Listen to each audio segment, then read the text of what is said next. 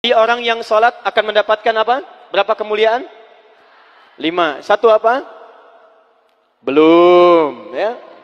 2? Belum. 3? Belum. 4? Belum. 5? Belum. Sekarang kita cek nih. Yang 5 ini satu-satu akan saya sebutkan. Saya turunkan ayatnya. Kalau ada yang belum dapat 1 dari 5 ini, berarti ada yang belum tepat dalam menunaikan sholatnya. Dan fungsi majlis ta'lim inilah nanti akan mengajarkan pada kita seperti apa kurikulum sholat yang pernah diajarkan oleh Al-Quran dan Nabi SAW. Siap insyaAllah? 1. Quran, saya tulis dulu. 1. Quran surah ke-65 ayat 2 sampai 3. Di ujung ayat kedua, di awal ayat ketiga. Tafsir dari ayat ini terdapat di Quran surah kedua Al-Baqarah, di ayat yang sama, ayat 2 sampai ayat 3. Yuk pelan-pelan. Lihat sini. Saya mulai dari Al-Baqarah dulu, ayat 2 sampai 3. Dzalikal kitabu la raiba fi hudal lil muttaqin. Isi Quran akan memberi petunjuk pada orang-orang takwa. Jangan pernah diragukan. Siapa orang takwa itu? Ciri orang takwa, ciri pertamanya salat. Alladzina yu'minuna bil ghaib wa yuqimunas salat.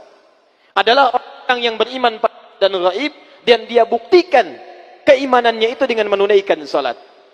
Nah, kalau dia bisa mengerjakan salat, itu bagian dari ciri takwanya. Sedangkan orang takwa dijamin oleh Allah di Quran surah ke-65 At-Talaq ayat 2 dan 3. Perhatikan jaminannya. Wa may yattaqillaha yaj'al lahu makhraja wa yarzuqhu min haitsu la yahtasib. 1. Wa may yattaqillaha, siapa yang bisa meningkatkan takwanya kepada Allah. Anda tingkatkan takwa? Siapa yang bisa menaikkan takwanya kepada Allah, yaj'al lahu makhraja. Ini jaminan Quran. Awas, kalau Adi Hidayat menjamin seseorang, Anda boleh ragu. Tapi kalau Allah yang menjamin kita semua, tidak ada peluang bagi kita untuk menolaknya. Siapa yang bisa meningkatkan takwanya, kata Allah, yaj'al lahu makhraja, maka kami akan berikan kemudahan pada setiap kehidupannya. Kami akan berikan solusi dari setiap masalah-masalahnya. Bahasa singkatnya, orang yang takwanya meningkat, maka hidupnya pasti, kata Allah, akan mudah. Saya ulang. Kata Allah, orang yang takwanya meningkat, ini rumusnya, persamaannya, hidupnya dijamin akan mudah. Kerja, mudah. Makan, mudah. Minum, mudah. Rumah tangga, mudah. Mau meninggal, mudah. Masya Allah, orang capek-capek, kelepek, ini bersin sekali, meninggal. Orang yang masuk kamar, ribut sendiri, ini sujud sekali, meninggal. Takwa. Ibu mau meninggal mudah, Bu? Mau cepat meninggal? Mudah itu kan cepat. Ya. Cepat, takwa. Orang yang takwa, hidupnya mudah, kata Allah. Perhatikan, sedangkan kalimat takwa disebutkan 115 kali dalam Al-Quran. Kalimat takwa pertama yang disebutkan di Quran, Al-Baqarah ayat 2. Dzalikal kitabu la raiba fi hudal lil muttaqin. Apa ciri takwanya? Salat. Alladzina yu'minuna bil ghaib wa yuqimunas salat. Jadi kalau kita buat persamaan, orang takwa cirinya salat. Orang takwa hidupnya mudah. Jadi ketika Allah meminta kita menunaikan salat, sebetulnya bukan ingin membebani kita menunaikan ibadah. Tapi lebih daripada itu, Allah ingin membuat hidup kita semakin mudah. Allah nggak butuh dengan salat kita. Semuka langit dan bumi tidak sujud kepada Allah, tidak akan menurunkan status Allah sebagai Tuhan. Kita yang butuh, sebab ketika kita sholat, hidup kita jadi mudah. Tapi persoalannya, mohon maaf, kalau ada orang sholat, hidupnya tidak jadi lebih mudah, berarti ada yang salah dengan cara menunaikan sholatnya. Wa yarzuqhu min haitsu la yahtasib. Bahkan kata Allah, rizkinya akan saya kirimkan dari sisi-sisi yang tidak dia duga. Jangankan orang kerja, ini ada orang baru berangkat kerja, makanannya sudah datang. Orang-orang mau kerja sulit nyari mobil. Dapat mobil macet, Masya Allah. Orang takwa baru mau cari mobil, mobil datang. Ada macet, tiba-tiba polisi datang. Kami kawal, Pak. Sampai. Masya Allah. Orang takwa mengerjakan apapun kata Allah mudah. Rizki mudah. Hidup mudah. Sekarang pertanyaannya, maaf, siapa yang tidak pernah sholat? Angkat tangan. Yang subuh sholat, angkat tangan. Yang zuhur sholat. Yang asar sholat. Yang maghrib sholat. Isya sholat. Sholat. Hidup mudah tidak? Kerja mudah? Makan mudah? Nikah mudah? Masya Allah. Belum. Baik, lihat baik-baik. Sekali lagi. Kalau mudah, alhamdulillah. Ada kebenaran dalam sholatnya. Tapi kalau Anda dalam sholat saja, kita tunaikan kemudian tidak mendapatkan kemudahan dalam hidup. Sekali lagi, ada sesuatu yang kurang tepat dalam sholatnya. Tahan, tahan. Apa artinya sholat? Tuh. Tiap hari sholat, tapi tak hafal mana sholat. Apa artinya sholat? Doa. As-sholatu hiya doa di kitabul fiqih. Tapi asal kata sholat itu bukan doa. Sholat itu dari kata wasola yasilu silatan fahuwa sholatun. Sholat orangnya musalli. Wasola yasilu silatan. Asal kata sholat itu sampai dan terhubung. Kenapa diartikan doa? Karena setiap orang berdoa sampai hajatnya kepada Allah dan terhubung dengan Allah subhanahu wa ta'ala. Nah, asal kata sholat itu punya hubungan yang kuat. Sholat punya hubungan yang sangat kuat dengan Allah subhanahu wa ta'ala. Saya punya hubungan yang kuat dengan Pak Bupati, misal. Atau dengan Bapak Gubernur. Maka hidup saya di Banten jadi lebih mudah. Pak Gubernur, abdi bade ka Labuan. Oh, mangga, ya disayogikan foreigner. Berangkat ke Labuan. Mudah. Pak Gubernur, saya mau nengok ke kantor. Oh, silahkan, kasih akses. Mudah. Jadi kalau Anda dekat dengan Gubernur, dekat dengan Bupati, hidup Anda mudah di wilayah Anda. Tapi Anda keluar dari Banten, belum tentu mudah. Keluar dari Indonesia, belum tentu mudah. Kalau dengan manusia saja dekat bisa hidupnya mudah, apalagi orang yang dekat dengan Allah subhanahu wa ta'ala. Allah pemilik bumi. Keluar dari Indonesia dekat dengan Allah, mudah. Ke Malaysia, mudah. Maaf. Ke Amerika, mudah. Ke Afrika, mudah. Jadi jaminan pertama dalam Al-Quran, orang yang benar salatnya akan punya hubungan dekat dengan Allah subhanahu wa ta'ala. Maka jaminannya, yaj'al lahu makhraja wa yarzuqhu min haitsu la yahtasib. 2. Quran surah ke-13 ayat ke-28. Ditafsirkan dengan Quran surah ke-20 ayat ke-14.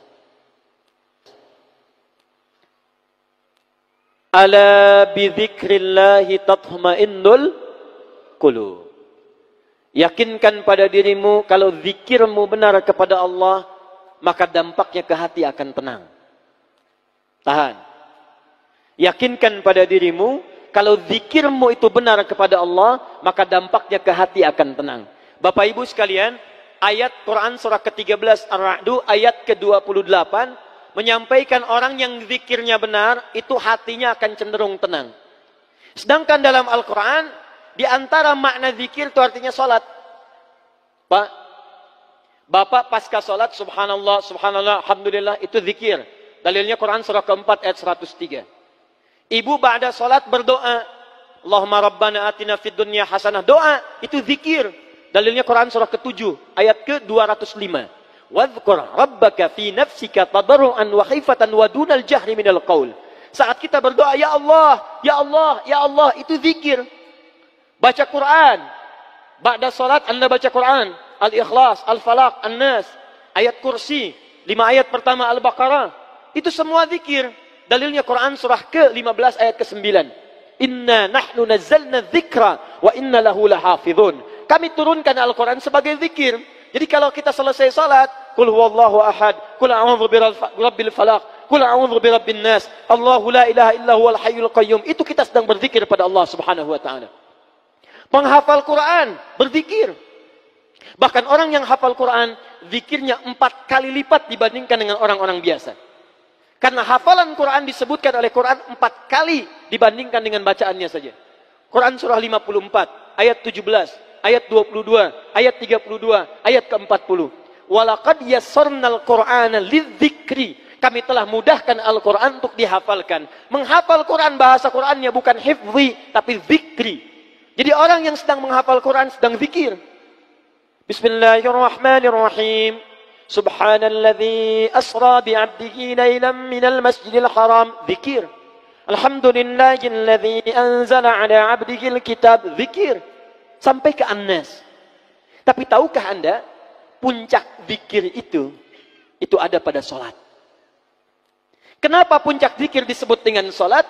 Karena sholat menghimpun semua jenis zikir yang tadi disebutkan. Anda selesai sholat mengucapkan Allahu Akbar, Subhanallah, Alhamdulillah. Dalam sholat bukankah Anda bacakan itu? Anda memulai sholat Allahu Akbar. Mau ruku Subhana Rabbiyal Azim wa bihamdi. Sujud Subhana Rabbiyal A'la. Kalimat-kalimat zikir yang biasa disebutkan muncul dalam sholat. Baca Quran itu zikir. Bukankah dalam sholat baca Quran? Al-Fatihah itu Quran. Setelah baca Al-Fatihah kita baca Quran. Berdoa itu zikir. Bukankah sholat disebut dengan doa? Ruku, doa. Duduk di antara dua sujud, doa. Jadi kalau ada orang berzikir saja baca Quran bisa tenang, maka orang sholat, Quran surah ke-20 ayat ke-14. Innani anallahu la ilaha illa ana fa'budni wa aqimis salata li dzikri. Kata Allah, tunaikan salat sebagai zikir kepada saya. Orang yang zikir itu hatinya tenang. Jadi kalau ada orang salat menghimpun semua jenis zikir, belum tenang hatinya, ada yang salah dalam salatnya. Jadi mohon maaf Bapak Ibu sekalian, baca Quran saja, kalau benar bacanya kata Allah, itu hatinya tenang.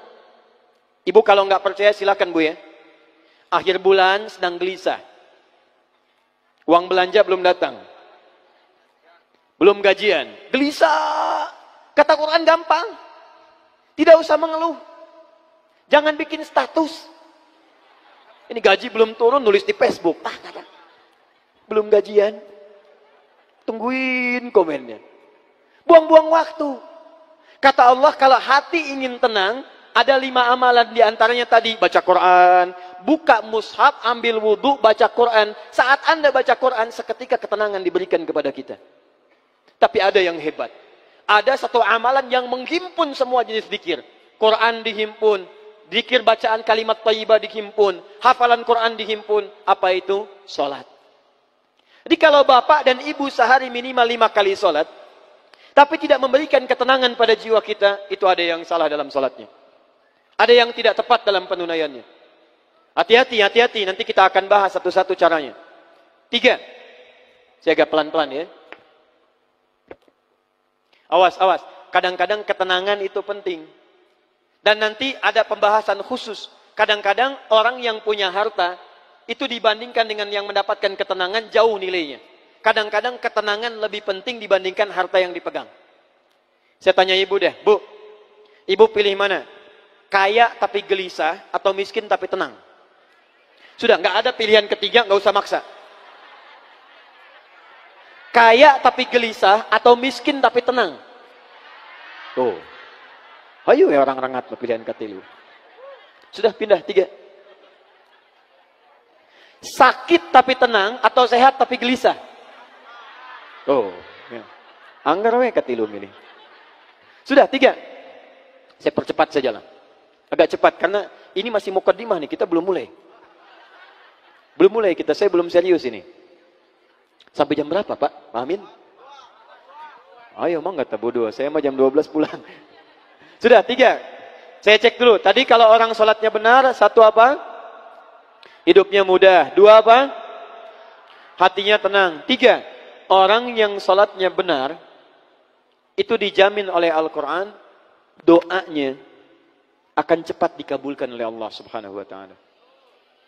Sudah, tidak cukup dengan amin, lihat dulu. Ibu anaknya mau sekolah, berdoa. Ada yang mau menikah, berdoa. Ada yang cari kerja, berdoa. Awas, awas. Kalau Anda tiap hari menunaikan sholat, tapi doanya telat terjawab, maka ada yang harus dicek dalam sholatnya. Karena orang yang sholatnya benar, itu Masya Allah, mohon maaf, jangankan doa biasa, orang yang meminta kepada Allah, bahkan yang kata manusia mustahil, itu kalau salatnya benar bisa dikabulkan oleh Allah Subhanahu wa taala.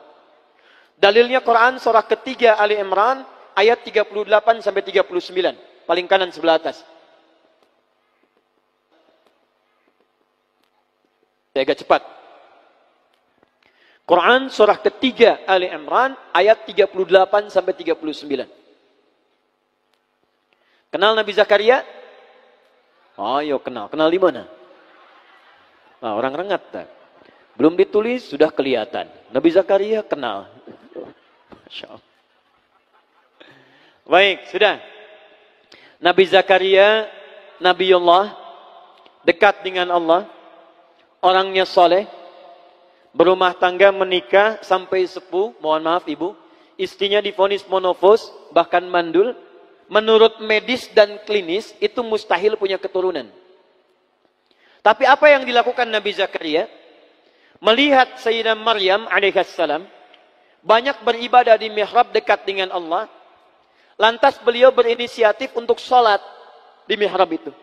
Perhatikan, sholat. Dalam sholatnya memohon kepada Allah. Di mihrab sholat, minta kepada Allah. Nanti kita akan lihat. Apa yang terjadi?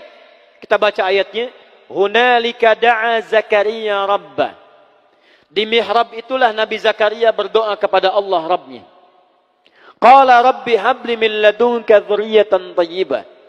Ia memohon, ya Allah, mereka mengatakan manusia saya tidak akan mungkin punya keturunan. Mereka katakan saya sudah sepuh, fisik saya sudah letih, rambut saya memutih, dan istri saya divonis secara medis sudah tidak mungkin punya keturunan, monopos dan mandul. Maka saya mohon, ya Allah, berikan keturunan dari sisimu saja. Ini, awas, ini rumus dalam Quran. Kalau bapak ibu nanti mendapatkan gambaran dari manusia, ada tetangga, ada dokter, ada macam-macam mengatakan ini mustahil pak. Ini nggak bisa bu. Maka tafsir dari ayat ini ingin mengatakan, kalau manusia sudah mengatakan terbatas, tidak bisa, maka tinggalkan pendapat manusia, minta kepada Allah Subhanahu wa taala. Bagaimana cara mintanya? Lihat Nabi Zakaria. Qala Rabbi habli min ladunka dzurriyyatan thayyibah innaka sami'ud du'a. Ya Allah, manusia mengatakan saya enggak mungkin punya keturunan. Saya mohon darimu saja ya Allah yang tidak punya batas dalam kuasa. Engkau pasti mendengar doa saya. Kalau pada yang Maha mendengar saja tidak dikabulkan, kepada siapa lagi saya mesti minta? Nah, yang paling menarik, Nabi Zakaria itu mintanya dalam keadaan apa? Apakah sedang duduk?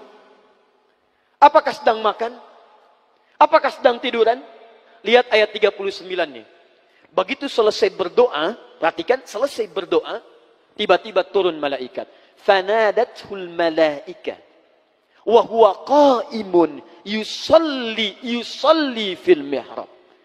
Tiba-tiba turun malaikat menyampaikan kepada beliau, annallaha yubashshiruka bi Yahya. Jadi baru selesai berdoa, turun malaikat. Hei Yahya, hei Zakaria, kamu dapat kabar gembira dari Allah, kamu akan punya keturunan. Bahkan langsung namanya dari Allah, Yahya. Dari kata Al-Hayyu, artinya hidup. Yang mustahil kata manusia, lahir dari rahim seorang perempuan yang monopos dan mandul bayi yang hidup. Kata Allah, bagi saya nggak ada yang mustahil. Jadi, hidup. Kapan dia berdoanya? Wa huwa qa'imun yusalli fil mihrab. Ternyata beliau berdoanya masih berdiri dalam sholatnya. Nabi Zakaria sholat bu. Berdoa kepada Allah. Sholatnya belum tuntas. Perhatikan dahsyatnya. Sholatnya belum selesai, doanya sudah dikabulkan. Belum selesai sholatnya. Kata Quran, qa'imun yusalli. Beliau masih berdiri dalam sholatnya. Sholatnya belum tuntas. Minta kepada Allah dalam sholat. Sholatnya belum salam, belum selesai. Baru selesai berdoa, langsung dikabulkan. Ini orang sekarang, sholat sudah tuntas. Dalam sholat minta, Rabbik firli, warhamni, wajburni, sampai minta ke 7 sampai 8 permintaan. Sujud minta lagi, berdiri minta lagi, ruku minta lagi. Bahkan setelah sholat pun masih minta. Ya Allah mohon berikan saya rizki. Tadi yang dalam sholat apa? Yang tadi warzukni.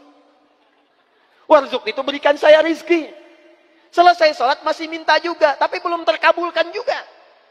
Nabi Zakaria minta berdoa dalam sholat. Sholat belum selesai, dikabulkan. Ada orang sekarang minta, maaf, sudah selesai sholat, belum dikabulkan juga. Apa yang salah dalam sholatnya? Itu yang nanti kita akan lihat. Awas, hati-hati.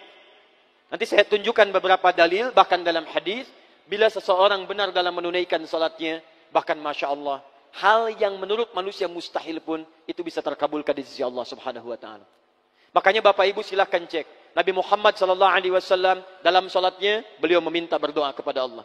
Para ulama-ulama kita yang soleh, bahkan maaf Bu ya, Pak, ada ulama mau berjihad, salat pertama kali dilakukan. Ada yang mau nulis kitab, itu salat dulu. Salat, salat, salat, salat. Begitu salat dikerjakan, semuanya mudah. Jadi kalau orang salatnya benar, orang salatnya bagus, kita kembalikan ke awal, maka doa-doanya akan cepat dikabulkan oleh Allah Subhanahu Wa Taala. 4. Gak cepat. Orang yang salatnya benar, maka akan dijamin langsung oleh Al-Quran. Hati-hati. Saya ulang.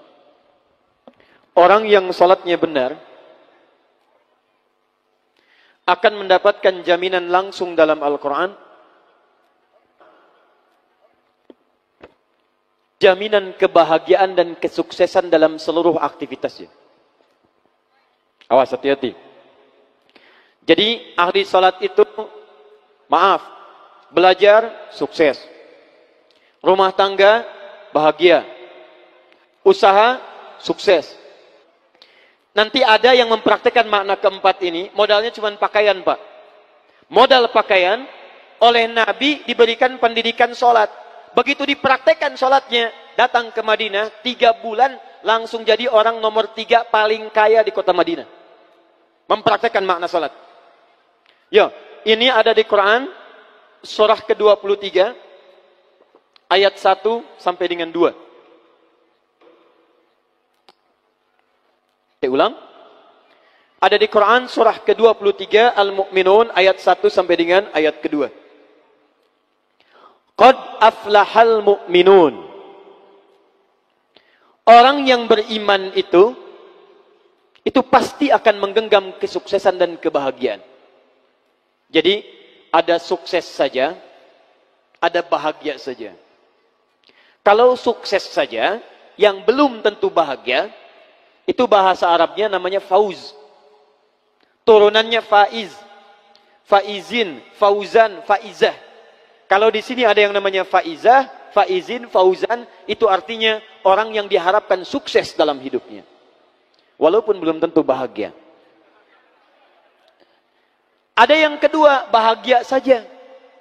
Walaupun belum tentu sukses. Itu farah namanya.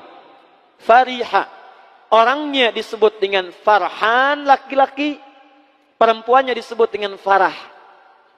Kalau di sini ada yang namanya farhan, itu artinya orang yang diharapkan bahagia dalam hidupnya. Tapi belum tentu sukses. Ayo, tadi pilih mana? Miskin tapi bahagia, atau kaya tapi gelisah? Kaya gelisah. Nah, sukses, ada sukses saja, namanya fauz, disebutkan 29 kali dalam Al-Quran turunannya. Ada bahagia saja, farah namanya. Kalau Anda gabungkan sukses dan bahagia, Ustadz saya ingin sukses bahagia, kaya tenang, sukses dunia, sukses akhirat. Gabungkan jadi satu, maka bahasa Arabnya berubah. Dari kata fauz, dari kata farah, berubah menjadi kata falahun. Falah. Falahun. Nih.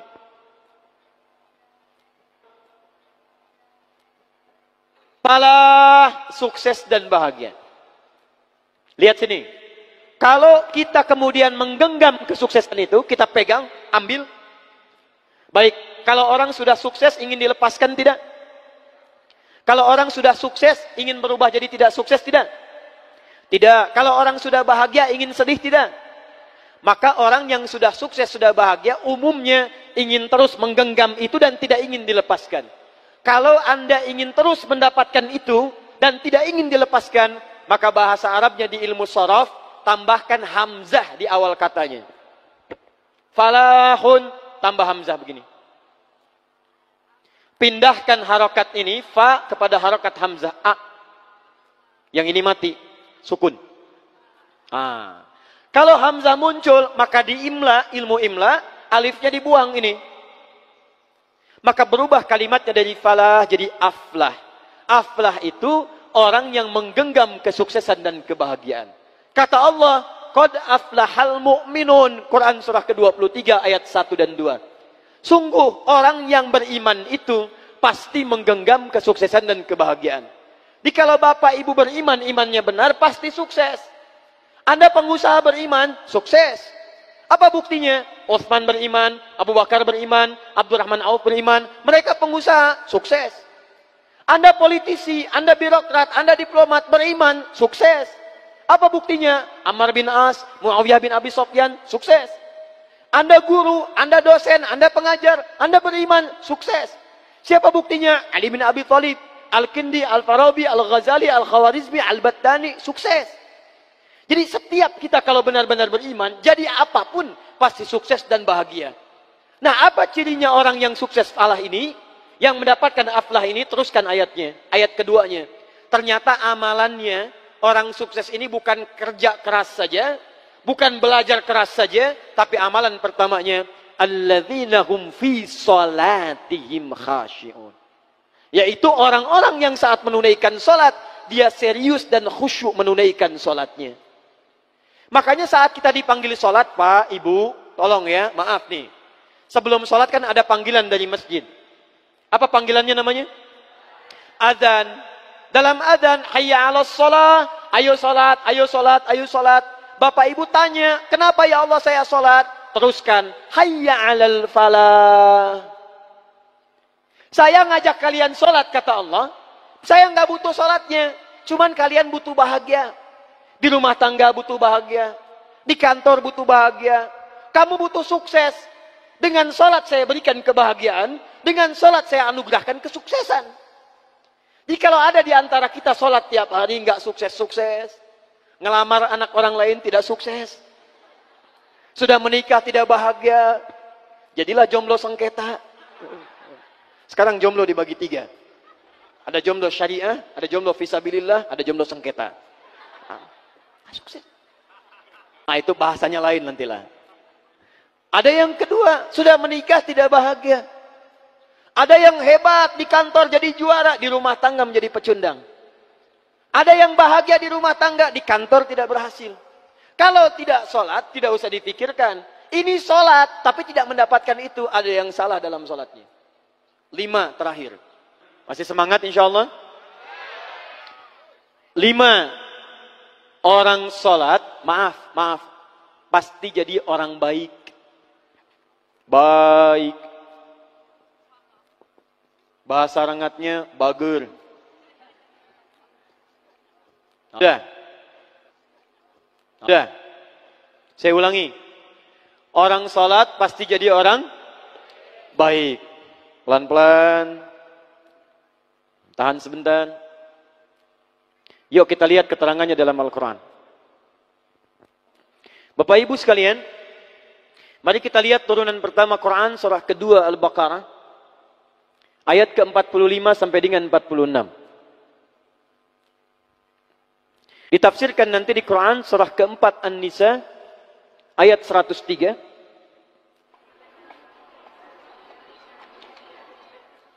Dicontohkan di beberapa ayat di Quran, seperti Quran surah ke-49 ayat 11 sampai dengan 12. Saya bacakan ayatnya dulu, Al-Baqarah ayat ke-45 sampai 46. Wasta'inu bis-sabri was-salah wa innaha lakabiratun illa 'alal khashi'in. Dan jika Anda punya persoalan, jika Anda punya permintaan, maka mintakanlah pertolongannya kepada Allah. Sabar dengan sabar. Jadi kalau sedang punya masalah, kata Allah jangan mengeluh. Awas, hati-hati. Kalau diturunkan masalah, kita mendapatkan ujian, maka kalimat Qur'annya jangan mengeluh. Tidak ada satupun ayat Qur'an memerintahkan kita mengeluh. Kalau ada ayat Qur'an satu ayat saja meminta kita mengeluh, maka saya akan jadi orang pertama yang mengeluh. Kata Quran, kalau Anda sedang punya masalah, sabar. Terima dulu. Karena Allah tidak mungkin menitipkan ujian kecuali kita sanggup menjalaninya. Rumusnya Quran surah kedua Al-Baqarah ayat 286. La yukallifullahu nafsan illa. Allah tidak akan menguji seorang hamba kecuali sanggup menjalaninya. Jikalau sekarang Bapak Ibu sedang punya masalah, masalahnya berat, susah, itu artinya cuman Bapak yang sanggup menjalaninya. Cuman Ibu yang bisa, yang lain tidak bisa. Makanya diberikan kepada Ibu, bukan pada yang lain. Jangan katakan, ya Allah, kenapa mesti saya? Why me? Kata Allah, why not? Kenapa tidak? Kamu yang sanggup, yang lain tidak. Tapi yang menarik, perhatikan. Wassalah. Lalu tunaikan salat. Bangun hubungan baik dengan Allah Subhanahu wa taala. Wa innaha lakabiratun illa 'alal khashiin. Dan sungguh salat itu tidak mudah dikerjakan kecuali bagi orang khusyuk. Yang paling menarik, setelah dia selesai salat, buka Quran surah keempat ayat 103. Perhatikan kalimatnya. Fa idza qadaytumus salata. Maka jika orang telah selesai mengerjakan salat. Apa ciri salatnya berhasil? Bukan sekedar dia menunaikan salam. Lihat sini.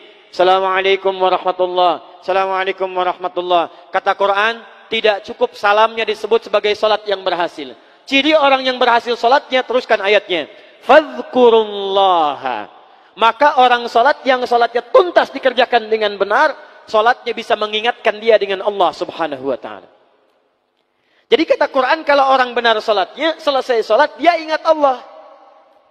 Saya ulang, selesai salat dia ingat Allah. Qiyaman, saat berdiri ingat Allah. Wa qu'udan, duduk ingat Allah. Wa ala junubikum, berbaring ingat Allah. Sedangkan kaidah mengatakan, kaidah al-qaidatu taqul, orang yang ingat Allah, alladzi yadhkurullaha fi hayati, orang-orang yang selalu ingat Allah dalam kehidupannya, itu mustahil akan menyimpang dari hukum-hukum Allah. Lihat, orang salat dekat dengan Allah. Selesai salat ingat Allah. Kaidah mengatakan orang yang ingat Allah mustahil akan menyimpang dari hukum Allah. Sedangkan hukum Allah mengatakan setiap orang yang dekat dengan Allah pasti jadi orang baik. Lihat sini. Orang yang dekat dengan Allah, karena Allah sifatnya baik, hukumnya baik, maka orang-orang yang ingat Allah pasti mustahil akan tidak memiliki nilai-nilai kebaikan. Makanya Quran langsung menyebutkan, orang yang ingat Allah, maka matanya hanya akan dipakai pada yang baik-baik. Orang yang ingat Allah, telinganya akan mendengar yang baik-baik. Orang yang ingat Allah, tangannya akan memegang yang baik-baik. Bagaimana cara mengingat Allah? Salat. Karena itu orang yang selesai salat mustahil berbuat maksiat. Otomatis orang yang salat itu akan selalu berperilaku baik dalam kehidupannya. Contoh nih Bu, Pak. Apa fungsi mata? Melihat. Tuh. Bapak Ibu punya mata, melihat. Kambing pun punya mata, kambing melihat. Sekarang apa bedanya mata orang rengat dengan mata kambing rengat? Kalau cuma melihat, kambing pun melihat.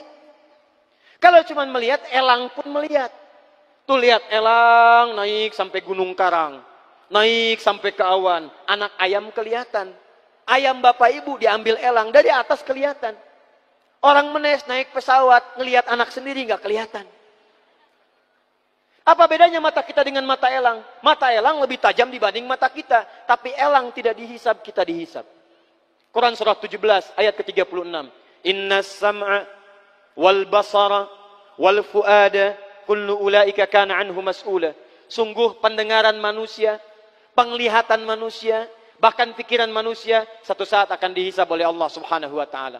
Kalau mata biasa dipakai melihat saja, tapi tidak melihat yang baik-baik, maka hisabnya akan berat bagi orang yang punya mata itu. Maka itu turun ketentuan di Quran surah ke-24. Ayat 30 untuk laki-laki, ayat 31 untuk perempuan. Perhatikan kalimat Qurannya. Qul lil mu'minina yaghuddu min absarihim.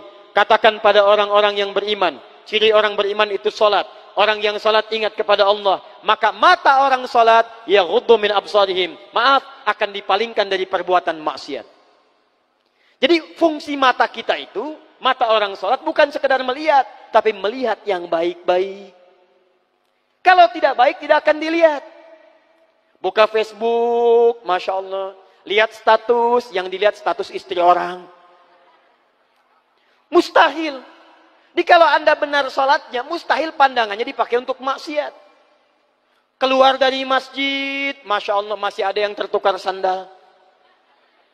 Kalau benar sholatnya mustahil ada yang kehilangan sandal. Di sini ada yang begitu? Tidak, alhamdulillah, tidak beda. Ya. Jangan orang sholat mustahil maksiat. Datang ke kantor, ditawari disogok, gak akan diterima. Pak, tolong Pak, tanda tangan Pak, 10 juta, maaf. Ini jari tahiyat, tidak akan pernah dipakai maksiat. Sholat. Nah Pak, 100 juta, sebentar, istikharah dulu ya. Bisa. Jadi kalau benar sholatnya, pasti akan baik kehidupannya. Lisannya tidak akan dipakai mencela. Turun Quran surah 49 ayat ke-11. Ya ayyuhalladzina amanu iman. Iman pasangannya amal soleh. Turunan amal soleh, sholat. La yashar qaumin qaum, jangan saling mencela. Jadi kalau ada orang sholat masih mencela, ada yang salah dalam sholatnya. Ini belum sholat sudah dicela imamnya. Siapa imamnya? Oh si fulan. Bunga. Oh, Masya Allah. Itu. Ada orang sekarang suka mencela? Ada yang suka bertengkar? Ada. Kalau orang itu sholat, berarti ada yang salah dalam sholatnya. Ini mau sholat subuh, sibuk, ribut. Yang satu kunut, yang satu tidak. Gara-gara kunut saling mencela. Akhirnya ujung-ujungnya nggak pada sholat. Itu yang salah. Bapak Ibu sekalian, yang bismillah dijaharkan, benar. Yang disirkan, benar. Yang salah yang tidak sholat. Yang kunut, benar. Ada dalilnya. Al-Imam Asy-Syafi'i kunut. Dalilnya dari Ibnu Umar. Diajarkan oleh Nabi kalimatnya pada cucu Nabi Al-Hasan. Allahumma hdini fiman hadait. Kalau jama' Allahumma hdina fiman hadait. Wa'afina fiman afait. Wa tawallana fiman tawallait. Dan seterusnya hadisnya. Yang tidak kunut juga mengambil pemahaman kunutnya kunut nazilah. Diambil oleh Imam Ahmad bin Hanbal. Yang tidak kunut sama sekali seperti Imam Abu Hanifah. Dalilnya ada. Mengambil riwayat di Bi'r Ma'unah. Saat turunnya Quran surah ketiga Ali Imran ayat 128. Laisa laka minal amri syai'un aw yatuba 'alaihim aw yu'adzibahum fa innahum zalimun. Dipilih oleh para ulama. Zaman Nabi itu sudah ada contohnya. Nabi kemudian berhenti sementara waktu. Sahabat ada yang kunut, ada yang tidak. Nabi membenarkan keseluruhannya. Diteruskan oleh para ulama. Imam Syafi'i memilih kunut subuhnya. Imam Ahmad kunutnya nazilah. Imam Abu Hanifah tidak kunut. Imam Malik kunut subuh. Kunutnya sebelum ruku disirkan. Yang kunut dibenarkan oleh Nabi. Yang tidak kunut pun dibenarkan oleh Nabi. Yang tidak dibenarkan yang tidak sholat subuh. Jadi kalau ada di Menes tidak pada ke masjid gara-gara kunut dan tidak, berarti ada yang salah itu.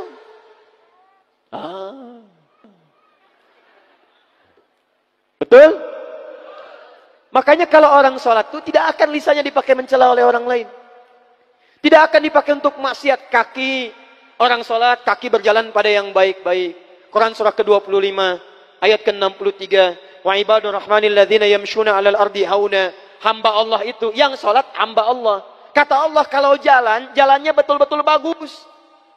Jalannya sopan. Kalau pakai kendaraan tertib. Ini ke masjid, ke pengajian. Jalan kebut-kebutan, pakai motor kebut. Polisi datang menunaikan tugas. Prit, berhenti. Siapa? STNK? Ada Pak. SIM? Ada Pak. Tahu ada lampu merah? Tahu Pak. Kenapa melanggar? Saya tidak tahu ada Bapak. Padahal sholat, ada yang salah dalam sholatnya. Jadi kalau orang sholat itu pasti jadi baik. Rukun. Kalau ada orang sholat dalam kehidupan masih bermasalah dengan tetangganya, ada yang salah dalam sholatnya. Hati-hati Bu, hati-hati. Saya tunjuk Ibu karena pernah zaman Nabi, ada perempuan rajin sholat, rajin berpuasa, tapi diadukan oleh tetangganya kepada Nabi. Kata Nabi, hiya finnar. Kalau tidak tobat, dia masuk neraka. Kenapa? Karena dia rajin mencela tetangganya. Rajin salat, rajin puasa, rajin mencela. Buka hadis Muslim, nomor hadis 5611. Riwayat sahabat Abu Hurairah radhiyallahu taala anhu. Oleh Nabi disebut orang muflis, bangkrut. Atadrunal muflis, kata Nabi, tahukah kalian orang yang bangkrut itu? Qalu ya Rasulullah, al-muflisu fina ma la dirham lahu wa la mata'. Ya Rasulullah, yang kami tahu orang bangkrut itu yang tidak punya uang sepeser pun, sudah tidak punya aset sedikit pun. Kata Nabi, bukan itu. Al-muflisu min ummati. Orang bangkrut dari umatku itu. Perhatikan bahasa Nabinya. Bukan umat Nabi Musa, bukan umat Nabi Isa, tapi kata Nabi umatku. Ada orang yang ngaku umat Nabi Muhammad, Di dunianya sholat, di dunianya puasa, tapi kata Nabi bangkrut pahalanya. Ya'ti yaumal qiyamati bisolatin. Datang di hari kiamat dengan pahala sholat yang banyak. Dirajin sholatnya. Sholat sunnah dikerjakan, tahajud dikerjakan, Masya Allah. Belum subuh sudah nunggu di masjid. Wasyamin, puasa rajin. Puasa Daud, puasa Senin, Kamis, Ayamul Bid. Wa zakatin, zakat tidak tertunda. Maaf. Wa ya'ti qad syatama hadza. Cuman sayang, dia juga rajin mencela orang lain. Rajin salat, rajin mencela. Wa qadhafa hadza, rajin menuduh orang lain. Wa akala mala hadza, rajin mengambil hak orang lain. Sekarang korupsi. Bahasa kerennya. Wa daraba hadza, senang berkelahi. Wa safaka dama hadza, ada yang menumpahkan darah dengan menyebut nama Allah. Tembak orang lain, Allahu Akbar. Bom orang lain, Allahu Akbar. Tanpa dengan kaidah yang dibenarkan. Kalau ada yang seperti itu, rajin salat, rajin mencela, lihat kalimatnya. Tu'khadhu hadza min hasanati wa hadza min hasanatihi. Diambil pahala salatnya, dipertemukan dengan dosa celaannya. Di kalau bahasa singkatnya, kalau ada orang salat kemudian mencela, maka pahala salatnya ditransfer kepada yang dicela itu. Bapak keluar dari salat, atau sekarang ibu sedang pengajian. Baru selesai salat, begitu selesai ngaji, membicarakan orang lain. Lihat tuh dia tuh. Kayaknya belum jadi ahli surga ya? Iya. Gak seperti kita. Itu saat membicarakan ibu itu, pahala taklim ibu pindah langsung kepada yang dibicarakan. Saya tidak, Ustaz. Alhamdulillah. Tidak seperti ibu itu tuh. Sama. Tuh. Pindah. Jadi kalau orang sholatnya benar, maaf, rajin datang ke pengajian, ada di majlis ilmu, maka 5 hal ini akan didapatkan. Mudah hidupnya, tenang hatinya, doa cepat dikabulkan, sukses dalam kehidupan, dan baik dalam perilakunya.